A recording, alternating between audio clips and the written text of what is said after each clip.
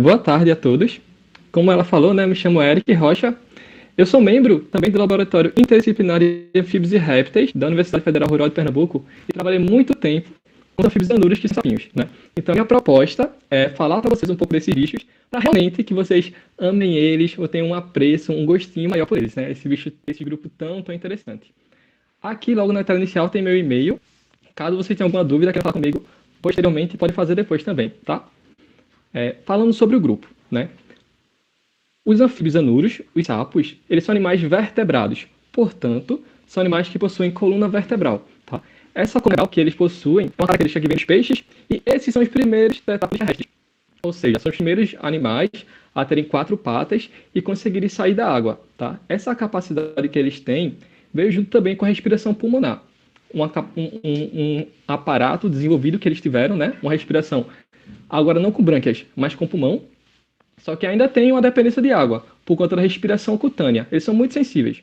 Nessa imagem aqui que eu estou mostrando para vocês, esse sapinho que está aparecendo aqui, né? Ele tem essa estrutura que parece um. Esse que ele tem nas costas dele é a parte do esqueleto dele. Ele funciona como estilete, tá? Se chama ilha, a estrutura como ele funciona como estilete. Ele se puxa e se arremessa, se puxa e se arremessa. Ele consegue saltar usando nenhum esforço por conta dessa estrutura esquelética que ele tem, tá? É também uma característica de desenvolvimento dos anfíbios anuros. Esses animais, eles têm uma dependência da água, como eu falei, tanto para a respiração deles, que é uma respiração cutânea, também como o desenvolvimento deles, porque eles têm uma fase larval e nessa fase larval que as espécies têm, elas precisam da água, tá? Para poder reproduzir. A gente já conhece os girinos, que são esses filhotinhos de sapo, uns peixinhos muito legaisinhos, que eles dependem da água para poder se desenvolver, tá? E a vocalização dos animais é a forma que machos e fêmeas vão interagir para poder se identificar, saber quem é amigo, quem é inimigo, delimitar o território, a fêmea reconhecer a espécie que ela quer acasalar, tá? O canto mais bonito, o canto mais interessante para ela. E esses animais, por conta da dependência da água, de precisar de condições ambientais muito específicas, tem uma grande ameaça de extinção. Tá? O Brasil é o país que tem a maior quantidade de anfíbios anuros no mundo. Mesmo assim, nossas espécies são muito ameaçadas, porque a Mata Atlântica, essa região que a gente mora, ela foi devastada por conta do crescimento urbano desordenado, que é uma coisa que acontece com as cidades, e por conta disso, esse grupo está bastante ameaçado. Tá? Eles conseguem ser bioindicadores e biocontroladores de populações de alguns invertebrados também. Tá? Aí, já que está falando dos anfíbios anuros, né, a pergunta que se fica, qual o motivo dessa palestra existir? Tantas palestras tiveram aqui tão importantes. Toda palestra ela tem que partir de uma situação problema. A situação problema que eu venho trazer para vocês é dos anfíbios anuros, mas eu também, né, vou puxar um pouquinho de sardinha para os morcegos, tá? Os anuros, por conhecimento popular, eles são muito agredidos.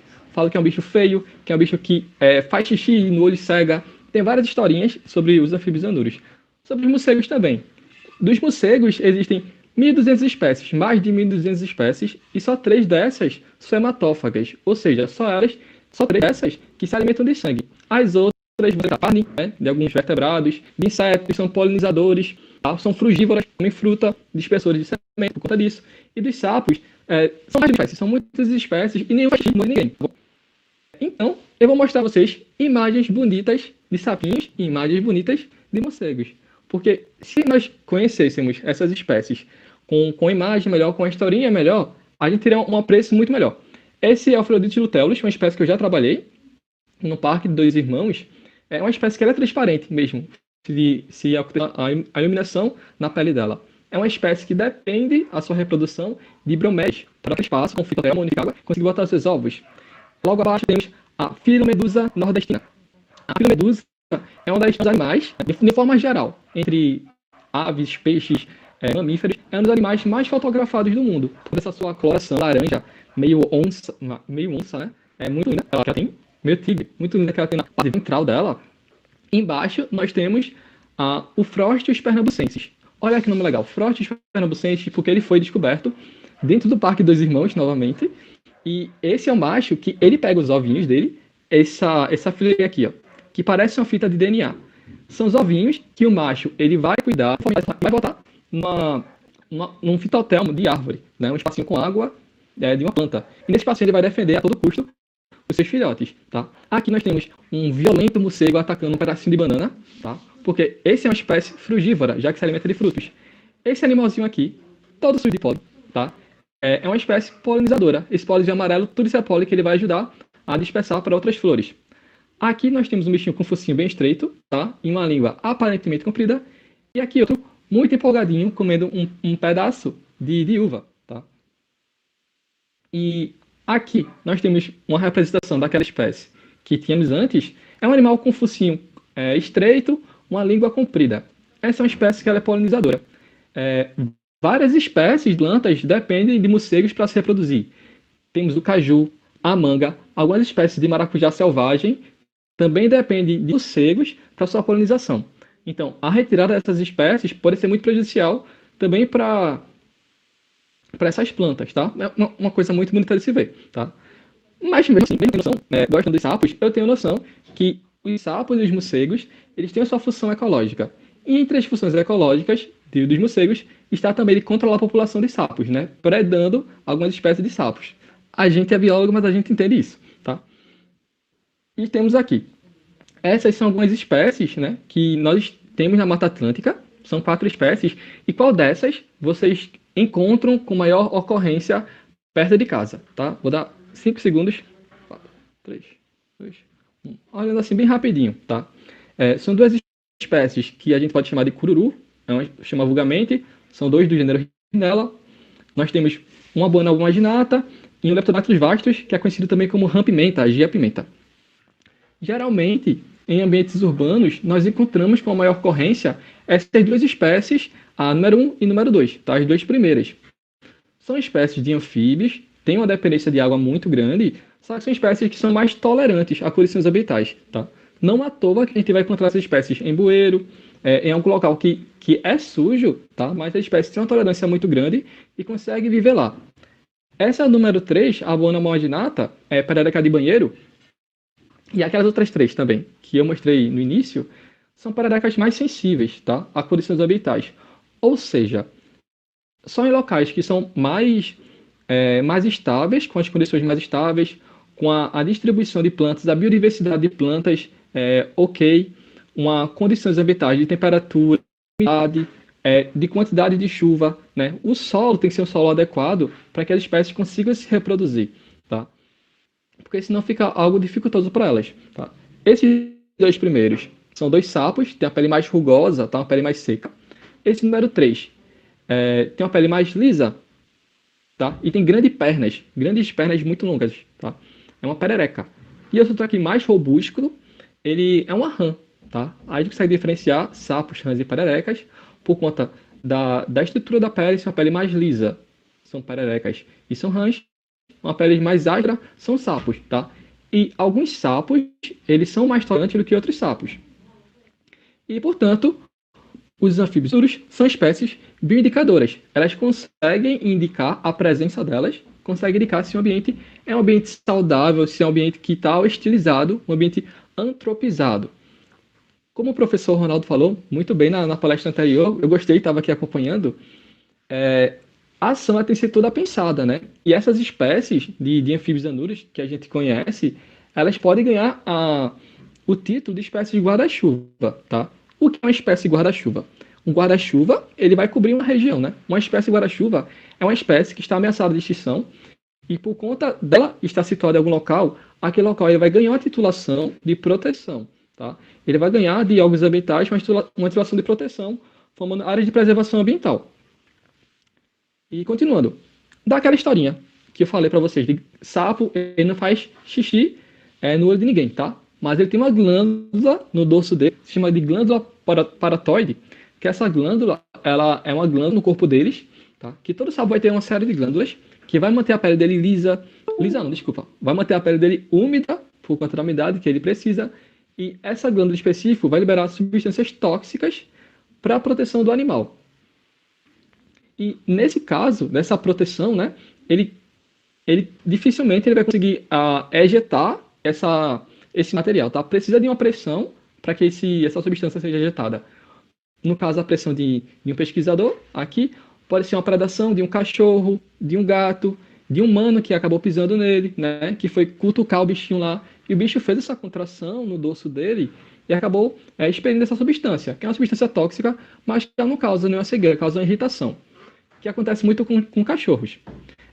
Então, nós temos aqui uma imagem de um animal que está sendo predado por uma serpente.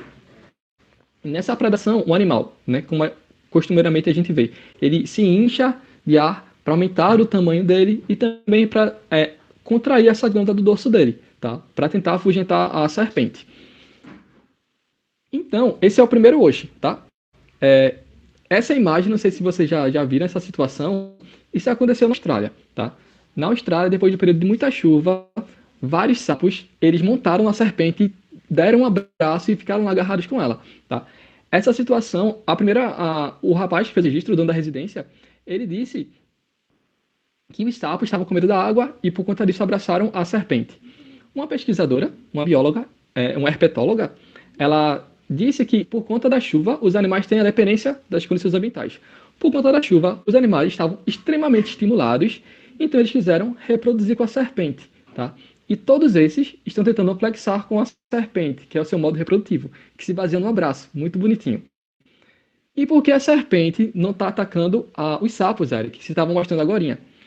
Esses sapos, eles não são comuns da Austrália, tá? Eles são uma espécie invasora. Por conta de navios, de viagens, acabaram levando esses animais para a Austrália, que se reproduziram sem nenhum predador específico para eles. As toxinas são mais sensíveis para algumas espécies. Essa serpente possivelmente já teve alguma experiência ruim com algum sapo e por conta disso ela não mais preda ele, porque ela sabe que vai levar pior nesse caso, tá? E vamos lá para a reprodução. Na reprodução dos anfíbios anúrios, eles dependem das condições favoráveis. De novo, temperatura, umidade, quantidade de chuva, poças d'água específica, aquelas poças momentâneas, né, que fica depois do período de chuva, eles vão botar os seus girinos. Nessas condições ambientais que o animal ele precisa... Só um momento...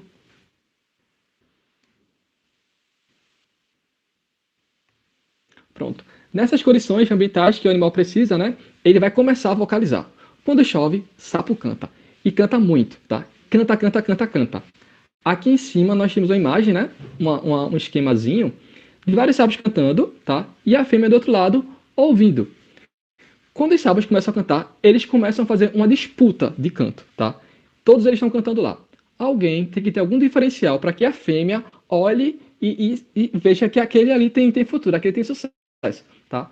Do jeito que tem uma competição de dança de passinho, quem faz mais rápido o passinho, os sapos, se estão todos cantando na mesma frequência, o que cantar mais rápido vai se destacar.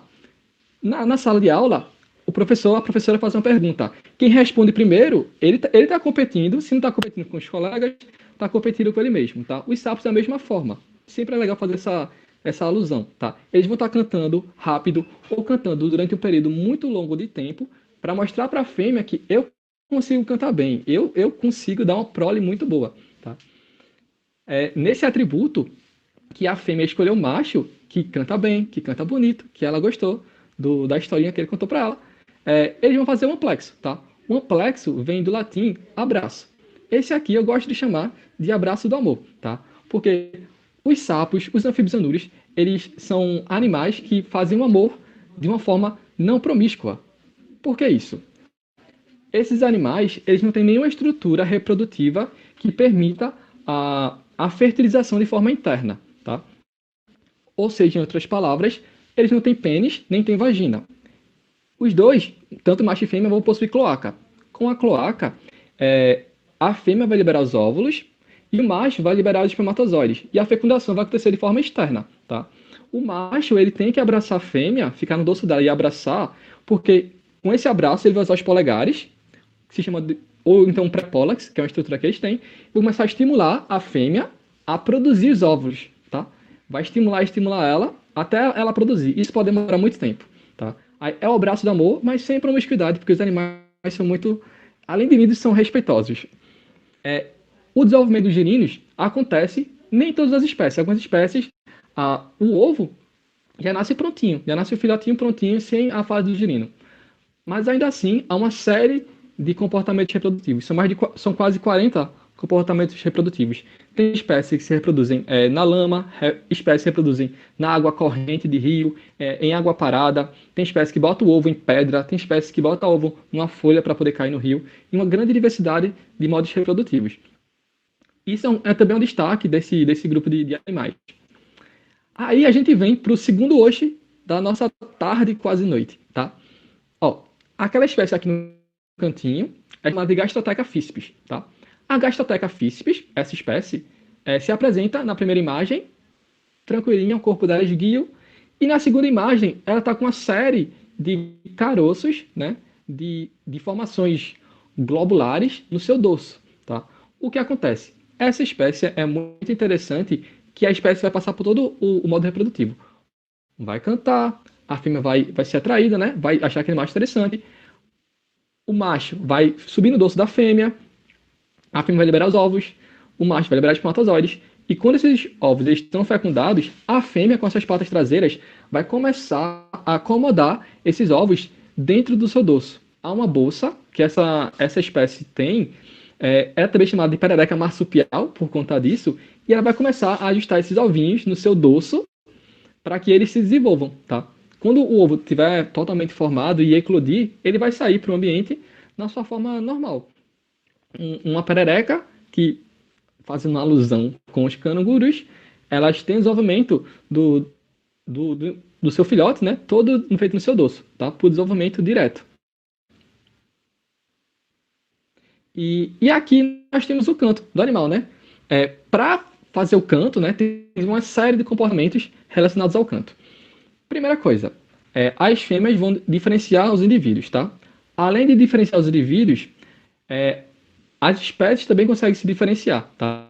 Os comportamentos são do canto, né? Tem uma nomenclatura correta, e aqui é uma nomenclatura vulgar, tá? Canto de anúncio, que é assim que o macho chega na região, o macho vai cantar. Fazer aquele canto lá falando, oi, cheguei aqui, massa, tá? Se tiver a presença de uma fêmea, o macho ele muda seu canto, porque ele vai mostrar um atributo melhor dele. E vai ter um canto de corte, tá? Ia ser um e aí bebê, tá? Ele vai chamar a fêmea para aquele acasalamento. Além disso, há também o canto de defesa do território. Ele vai cantar e falar, aqui não. Aqui não, aqui é meu território. E ele vai ter um canto diferenciado também para mostrar que naquela região nenhum macho pode chegar. Porque eles evitam o combate físico através do combate de canto. Um macho vai cantar com outro macho, vão ficar cantando, evitando o combate físico, porque assim também é uma economia de energia dessas espécies, tá? Aí seria um canto territorialista, um cisaia, e um canto de corte, um IAIB. Quando a espécie ela canta, ela vai ter o comportamento... Eu não quero muito som. Esse é o Renela Jimmy, que tinha lá no começo. Não quero ter som. Quando a espécie canta, ela vai encher o saco vocal dela e vai engolir o ar. Ela fica alternando o ar entre o pulmão e o saco vocal. Pulmão e saco vocal. Nós temos a nossa corda vocal aqui em cima, né? Eles têm entre esse espaço a corda vocal. E dessa saída e volta do ar, desse movimento do ar, eles conseguem fazer o seu canto diferenciado. Machos maiores ou menores vão ter canto diferente por conta disso também. E vamos lá. Eles também são grandes e importantes no controle biológico. O controle biológico porque eles predam uma série de animais invertebrados, né? Novamente falando, a serpente não é vilã, o morcego não é vilão, o sapo não é vilão. As espécies elas estão dentro de um ciclo, né? O sapo ele vai predar aranhas, formigas, barata, pernilongo, uma série de animais que a presença de uma barata, ela indica que ali tem alimento para ela. Se nós encontramos uma barata no local, quer dizer que ali tem alimento para ela. Se nós encontramos um escorpião que se alimenta de barata, quer dizer que a sua reprodução permite a presença de escorpiões e outros animais também, tá? Quando a gente usa o termo, que é um termo muito agrícola, um termo de praga, que nós chamamos insetos de pragas. As pragas, né, essa grande população de insetos, outros animais, existe por conta da disponibilidade de alimento. Se é uma praga de gafanhotos em uma fazenda, em um milharal, né, um milharal não é um espaço natural de existir. Não existe um milharal natural normal na natureza, né? Há uma diversidade. Portanto, a nossa interferência, que faz com que exista a nossa monocultura, faz com que exista a grande população de uma espécie só, já que na diversidade de alimento também vai haver diversidade também de espécies, né? E é toda uma relação de ciclo. Os anfíbios anuros vão prestar para a gente fazer uma prestação de serviço de detetização gratuita, que é uma coisa muito bacana. E, por fim, essa frase foi de uma menina que eu conheci durante uma atividade, falando sobre os sapos. Ela falou que os sapos são os passarinhos da noite, porque eles cantam quando o sol se põe e as aves cantam quando o sol amanhece. Eu achei algo muito lindo que ela tinha falado. E pronto. Ter os sapos por perto é vantajoso. Os morcegos que eu falei lá antes, eles têm a capacidade de comer até 1.000 insetos por noite, tá? Os sapos comem um pouquinho menos, uns 300 espécies, uns 300 insetos por noite. Só que eles têm uma função muito importante no ambiente, tá? A grande presença de sapos, tá? Ou de morcegos ou qualquer outra espécie, indica um desequilíbrio naquele ambiente. Por fim, só esclarecendo essa frase, a ciência ela não vai contra o conhecimento popular. Ela contribui com esclarecimentos para as situações de nossa realidade, e ambas se completam. Eu falo isso porque tem as leis ambientais, tá, que protegem animais silvestres e animais domésticos. Por conta do conhecimento popular, muitas espécies de sapos elas são criminalizadas, né? Fazem algumas simpatias de botar algo na boca do sapo para poder conseguir algo, jogar sal na pele do sapo, tá? Além de ser um crime ambiental, que ela prevê de 3 meses a 1 ano de reclusão com multa, tá? Também você está ferindo uma espécie que ela está no ambiente em decorrência de alguma situação, tá bom? A ciência ela não vai combater o conhecimento popular. A ciência ela vai usar o conhecimento popular como base para nossos estudos, tá bom? Fala isso como cientista, como professor também. Por fim, 2 dicas que eu quero deixar para vocês. O Isso é o Cururu é um aplicativo que eu criei junto ao meu laboratório, com aquelas espécies que tem o sapo numa mão. São criadas nesse aplicativo, tem todas as espécies dos anfíbios anuros que estão no Parque Estadual dos Dois Irmãos. Tá? É uma área de preservação ambiental de Mata Atlântica, igual a várias regiões do nosso estado, também de Mata Atlântica, então as espécies elas também aparecem, que estão no aplicativo, né, que estão na Mata dos Irmãos, também aparecem no ambiente natural. Tá? Também tem o canto do animal nesse aplicativo. E esse livro também é um livro digital. Tá? Quem quiser pode me pedir. O link dele é o Super Frostão. Tá? Essa é a história daquele Frostes pernambucenses, que é o sapo que um macho cuida dos seus filhotes, faz aquela espiral com os seus ovinhos. Tá? Enfim, eu quero agradecer à instituição pelo espaço dado, ao meu laboratório, Laboratório Interdisciplinar de Anfíbios e Répteis, à Secretaria do Estado, ao PPBio, que eu faço parte, e ao ProfSeb, um programa de mestrado também. Tá? Muito obrigado. Ótimo, Eric. Nossa, que palestra linda. Eu já adorava os sapos. Já sou defensora de todas as espécies de seres vivos, né? Mas já era apaixonada por sapo. Ó, tô aqui agarrada com o meu.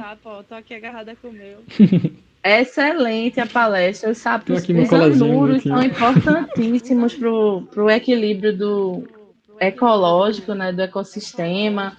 Eles se alimentam de insetos que, se eles não existirem, pode ocorrer uma proliferação de insetos em sua casa, nas regiões, né?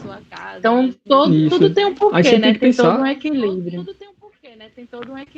Isso, a gente pensar nesses animais, os predadores, né? Eles são de suma importância para controle populacional, né? Sem as espécies que vão predar, as presas vão se reproduzir, né? Necessariamente. Então, essas espécies, a gente também tem que pensar que os predadores são importantes para esse controle populacional.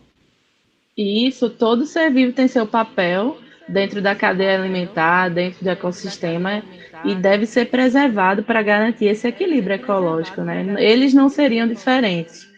Então, assim, dizem que o príncipe, você beijando um sapo, o sapo vira príncipe, né?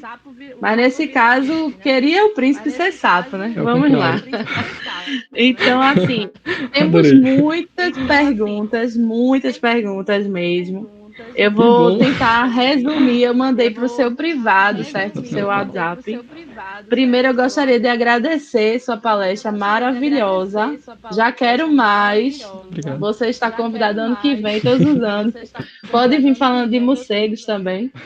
Mas eu gostaria de fazer as perguntas, né? Para a gente conseguir andar com o nosso evento. Vamos lá. Perguntaram no início que você falou sobre o morcego. Se o morcego realmente transmite o coronavírus. Pronto, vamos lá. Existem uma série de sete Covids, né? De 7 doenças respiratórias. Dentre essas doenças, a gripe, todas essas resultam em gripe. Uma dessas gripes é a gripe que nós temos aqui no Brasil, uma gripe comum, tá? A doença que aconteceu surgindo é uma doença que veio na China, né? Como todo mundo sabe. Ela aconteceu porque os morcegos, eles têm uma grande resistência, eles se desenvolveram por conta dos seus hábitos de alimentação, eles desenvolveram uma grande resistência a vírus, tá? O morcego, ele pode ter uma série de doenças, mas ele não morre, ele continua vivo. Como a gente sabe, a mutação é um processo que ele acontece normalmente entre as espécies. A mutação ela acabou acontecendo nos morcegos e o principal causador da disseminação da doença, porque na China ele tem mercados públicos que, como na forma que a gente aqui no Brasil tem locais que se come mussum, que se come timbu, que não é o regular, né? Na China eles comem morcego, e eu esqueci o nome da espécie, parece um tatu, pambolim, isso, pangolim, acho que é o nome da espécie, que todos na região muito, muito apertada, e acabou que esse morcego contaminou o pangolim, e do pangolim que contaminou o ser humano. Muitas doenças, elas atingem algumas espécies, elas chegam a algumas espécies, mas nela não causam nada, e ela se torna um vetor, né? Por exemplo, a esquistossomose, né? Que ela acaba atingindo a gente, mas no caramujo ele vai ficar lá tranquilo. Aí são essas situações que a gente tem que entender. O que aconteceu lá com os morcegos não quer dizer que os morcegos daqui eles transmitem, né? São um morcego de lá, algum grupo de morcego de lá que transmitiu e aconteceu toda essa situação. Os nossos morcegos brasileiros, eles não têm nenhuma doença, tá? Nem podem desenvolver, porque a mutação é muito raro de acontecer, tá? Desenvolver essa doença.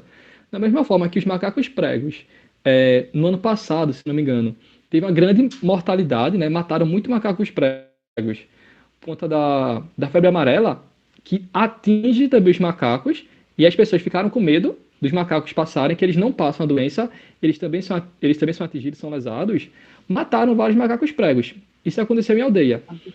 Mataram por medo, só que os macacos existindo no ambiente, a morte, se eles morrerem, né, é um indício que aquele local está com perigo. Se tiver macaco na tua região e os macacos estiverem vivos e vivendo bem, então, tranquilo, mantenha eles lá, porque eles vão indicar se o seu local está com risco da febre amarela que é passada por mosquito. Tá? E tem que ter uma noção ecológica, uma noção sistemática de como as doenças elas acontecem, né? Como elas surgem e como elas são transmissíveis para a gente. Isso. Na verdade, um bom sinal de um ambiente que está sadio é a biodiversidade, ter essa variedade de espécies. Quanto mais espécies tem no ambiente, mais sadio ele está. Então, se tem poucas espécies de seres vivos, significa que tem algo errado ali, desequilibrado, né?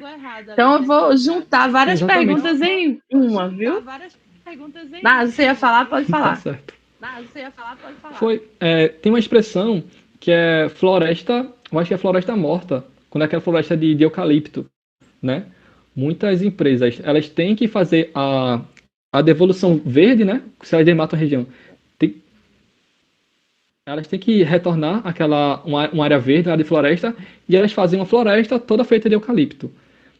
Eucalipto é uma planta normal, ok, certo. Só que se não há diversidade de plantas, não haver diversidade de animais. E se a região retirada for uma região com uma diversidade grande, não vai haver todo aquele ciclo, né? Dos produtores, primeiros consumidores, enfim. Aí, essa diversidade, uma monocultura, é uma extinção de biodiversidade. Vai formando aquelas ilhas de pequenos pontos de floresta que nenhum felino grande poderia conseguir viver ali. Isso, porque algumas espécies precisam de uma certa quilometragem para a busca de alimento, reprodução, e naquele fragmento florestal pequenininho não tem como, né? Então, vou fazer uma pergunta bem Uhum. condensada, né? Vamos lá. Quantas Bora lá. espécies, anota aí, viu? Quantas espécies de anfíbios existem no Brasil? Se eles são capazes de transmitir alguma doença para o homem, o que Eita. acontece se a glândula, o líquido que ele expele, atingir o olho de um ser humano, que é aquela história que tu falou, e Uhum. se que uma participante disse que em 2010 os sapos tinham entrado no ranking de espécies em extinção. Se eles ainda estão, Isso. como é que está a situação das espécies, né? Na questão das listas de espécies ameaçadas. E por que quando se joga Então, sal, a pele fica irritada do animal? Tá, só tá. essas. Ai, meu Deus. Vamos lá, pra. Eu vou na ordem que eu vou lembrando, tá? Tá. A questão do sal na pele dos sapos, né? Porque eles têm uma pele extremamente, né? Que permite a capacidade de entrada e saída de água. Aquela história da osmose, né? Se a gente joga sal, a gente faz com que acelere a perca de água da pele do sapo. Tá?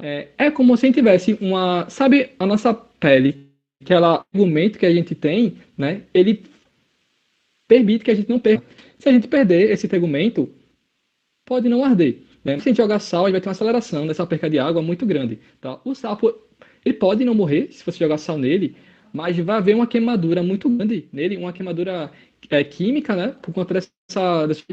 Não faça isso, porque o sapo ele não vai conseguir lhe matar, tá? Os sapos, algumas espécies de sapos, já indo para outra pergunta, da Amazônia, conhecidos como sapo flecha, tem uma grande quantidade de toxina na sua pele, das glândulas que ele possui no corpo, não por conta da sua produção natural, tá? Eles se alimentam de algumas formigas, que as formigas possuem, então, e ele consegue acumular a toxina na pele deles. Os índios utilizavam as espécies nas suas flechas, tá? Porque essa toxina é anestésica. Os sapos eles não conseguem lançar esse veneno, mas eles possuem veneno na pele deles, né? Esse veneno ele pode matar uma pessoa, tá? O animal ele não tem uma capacidade de injetar esse veneno, porque tem uma diferença entre animal peçonhento e animal venenoso, tá? Um animal que ele é venenoso, ele possui veneno no seu corpo, tá? Um sapo ele possui veneno no seu corpo. A serpente já, a cobra coral, é um animal venenoso, tá? Desculpa, animal peçonhento, porque ele tem a sua estrutura a aplicar a peçonha no seu corpo, tá? Aí ele é peçonhento porque ele consegue aplicar, o sapo ele é venenoso porque ele possui a toxina, mas não consegue aplicar no nosso corpo, tá?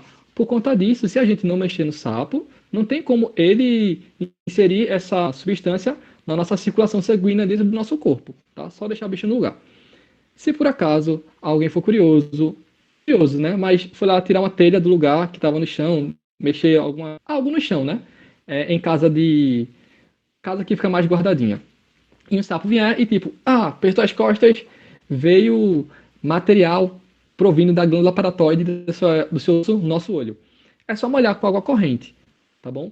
Tem história de interior que você fica vesgo, ir lá pro ventilador, você se apontar para a estrela, nasce verruga, sabe? São histórias que as histórias não têm maldade a princípio, mas elas vão se perpetuando ao ponto que a gente cria uma repulsa por essas espécies, tá? Isso. Mas lavar o olho e tá tranquilo. Perguntaram do número de espécies no Brasil. Pelo último que eu vi, faz um ano, eram 1.070 espécies que o Brasil possui, tá? De anfíbios anúrios.